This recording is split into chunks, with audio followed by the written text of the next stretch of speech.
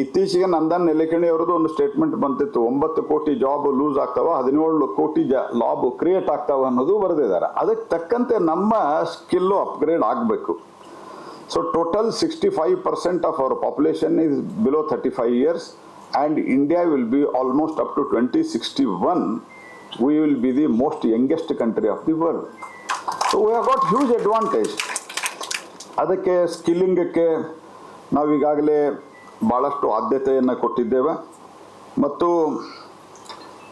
ಭಾರತ 10 ವರ್ಷದ ಹಿಂದಂಗೆ ಹಿಂಗಿಲ್ಲ. ಈಗ ನಿಮ್ಮ ಬೇಡಿಕೆಗಳು, ಇದರ ಚರ್ಚೆಗಳು ನೀವು ಬಂದರೆ ನಾವು ಮಾಡ್ತೀವಿ, ನೀವು ಈಗಾಗಲೇ ಕೊಟ್ಟಿದ್ದೀರಿ. ಹೀಗಾಗಿ ಫರ್ದರ್ ಇಂಟ್ರಾಕ್ಷನ್ಗೆ ಟೈಮ್ ಇಲ್ಲದಷ್ಟು ಮೊದಲು ಟೈಮ್ ಹೋಗ್ಬಿಟ್ಟಿದೆ. ಈಗ any time you can come to Delhi, ಅಥವಾ ಪ್ಯೂರ್ಲಿ ಪ್ರೊಫೆಷನಲ್ ಆಗಿ ಕಾರ್ಯಕ್ರಮ ಮಾಡಿಸಿದ್ರೆ ನಾನು ಶೋಭಾ ಅವರು ಇನ್ನೊಮ್ಮೆ ಬರ್ತೀವಿ ನಿಮ್ಮ ಕಡೆ. ಆದರೆ ಬಂದ ನಂತರ ನಾವು ನೇರವಾಗಿ ಸಂವಾದವನ್ನು ಮಾಡಬೇಕು. ಯಾಕಂದರೆ ನಿಮಗೂ ಟೈಮ್ ಇರಲ್ಲ, ನಮಗೂ ಟೈಮ್ ಇರಲ್ಲ. ಈಗ ನಾನು ಇಮಿಡಿಯೇಟಾಗಿ ಡೆಲ್ಲಿಗೆ ಹೋಗ್ಬೇಕು, ಶೋಭಾ ಅವರು ಸಾಯಂಕಾಲ ಕೇರಳಕ್ಕೆ ಹೋಗ್ಬೇಕು.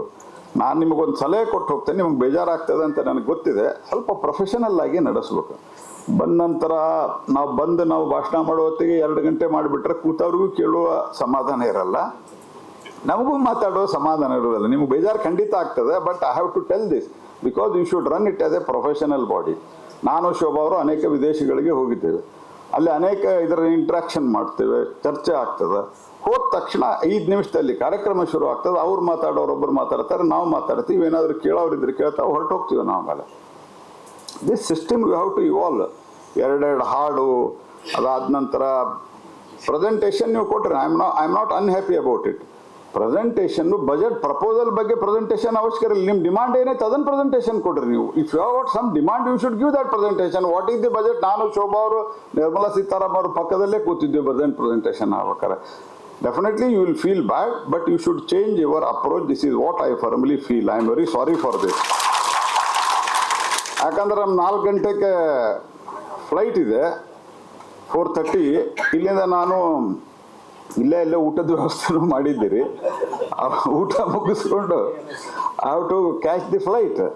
So you should always be more professional. This is what I would like to very humbly advise. You may feel bad about it.